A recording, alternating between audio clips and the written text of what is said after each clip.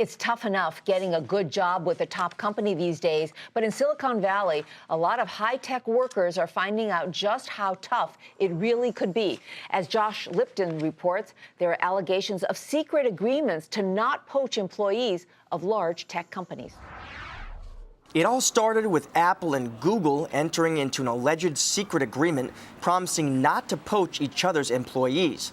Now, court documents show that this alleged tech wage conspiracy scheme could include Microsoft, Oracle, IBM, and Comcast, among others. The class action lawsuit is being brought by attorneys representing 64,000 tech workers.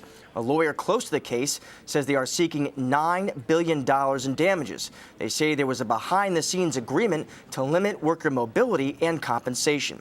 In 2007, when a recruiter from Google contacted an Apple employee, Steve Jobs forwarded the message to Eric Schmidt, Google's former CEO, saying, "I would be very pleased if your recruiting department would stop doing this." Google responded by firing the recruiter within the hour. In another email, Intuit's former chairman and Apple board member Bill Campbell wrote Google's Sergey Brin about Steve Jobs. "Steve just called me again and is that we are still recruiting his browser guy." Brin responded, saying Jobs had told him, "If you hire a single one of these people, that means war." Now one prominent Silicon Valley executive is distancing herself from this controversy.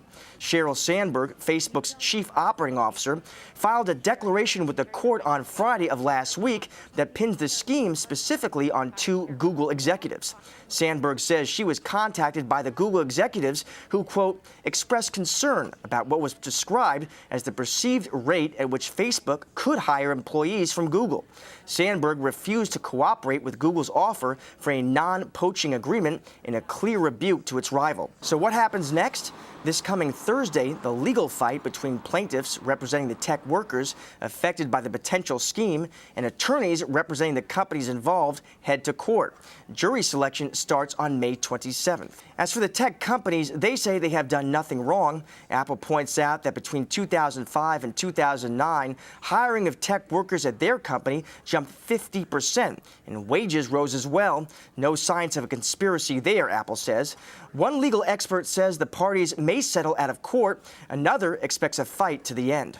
Josh Lipton, Nightly Business Report, Silicon Valley.